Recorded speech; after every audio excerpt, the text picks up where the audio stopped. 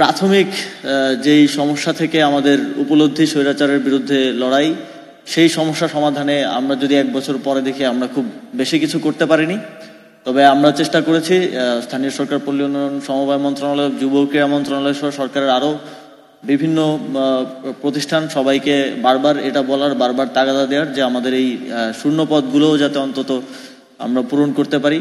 আপনারা জানেন যে নানা ধরনের জটিলতার কারণে অনেকেরই হয়তো সম্ভব হয়নি, তারপরেও এই সরকারের পুলিশে উল্লেখযোগ্য সংখ্যক নিয়োগ হয়েছে এবং প্রক্রিয়া চলমান আছে। আমাদের স্থানীয় সরকার, পল্লী উন্নয়ন, সমবায় মন্ত্রণালয় আমার মনে হয় যে দ্বিতীয় সর্বোচ্চ হবে নিয়োগের দিক থেকে পুলিশ স্বরাষ্ট্র মন্ত্রণালয়ের পর, এবং এটা আমাদের সবচেয়ে বড় নিয়োগ যেটা আজকে সম্পন্ন হলো এবং আজকে আপনাদের ওরিয়েন্টেশন হচ্ছে।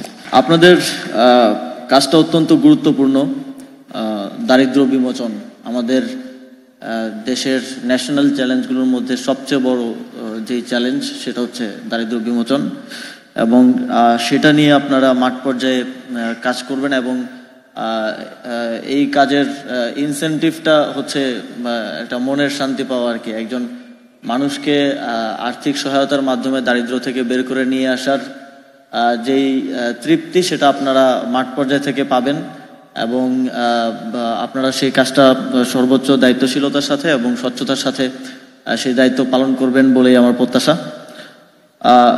একটা বিষয় সবসময় আপনাদের কাছে আমার অনুরোধ থাকবে যে সরকারের বিভিন্ন দপ্তর থেকে আপনারা আপনাদের এই যাপিত জীবনে যে ধরনের খারাপ অভিজ্ঞতার মধ্য দিয়ে গেছেন সেটা যেন আপনাদের মধ্য দিয়ে আবার কেউ না পায়। অ্যান্টিব্যাকটেরিয়াল অ্যাডিটিভ যুক্ত সেরা ওয়াটার ট্যাঙ্ক বিশুদ্ধ পানিতে ব্যাকটেরিয়া জন্মাতে দেয় না। আপনারা যেন জনগণকে একটা সুন্দর অভিজ্ঞতা উপহার দিতে পারেন, এটা আপনারা আপনাদের কর্মজীবনে এই বিষয়টা খেয়াল রাখবেন। আপনারা জানেন যে আমাদের এটা বলতে কোনো বাধা নেই যে আমাদের বাংলাদেশের একটা প্র্যাকটিস হচ্ছে যখন যে সরকার ক্ষমতায় আসে তারা তাদের দলীয় লোকজন, স্বজনপ্রীতি, পারিবারিক লোকজন বা আত্মীয় স্বজনদেরকেই চাকরি দেওয়ার ক্ষেত্রে প্রেফার করে থাকে সবসময়।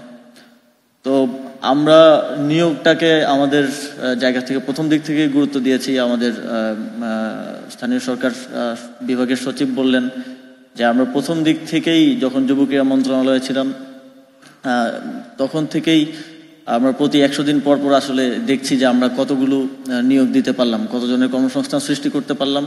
আমাদের যুব উন্নয়ন অধিদপ্তর ডেডিকেটেডলি এটা নিয়েই কাজ করে।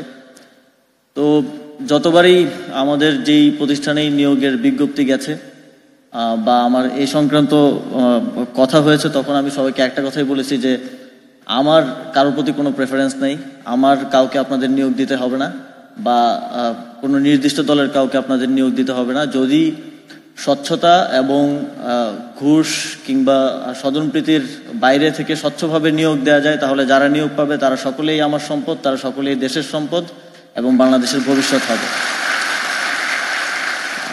এখন পর্যন্ত পিডিবিএফ এর এই নিয়োগ পরীক্ষার সময় থেকে শুরু করে কোনো ধরনের প্রশ্ন ফাঁস, ঘুষ গ্রহণ কিংবা স্বজনপ্রিয়তার অভিযোগ আমার কাছে আসেনি।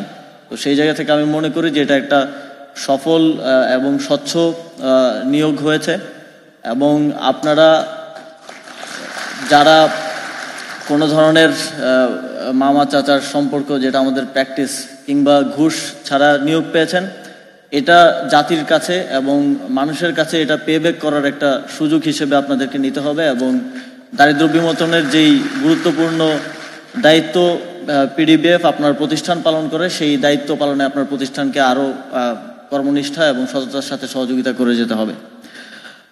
আজকে আপনাদের সবার সাথে কথা বলতে পেরে এবং এই নিয়োগ কার্যক্রম সফলভাবে সম্পন্ন করতে পেরে আমরা গর্বিত।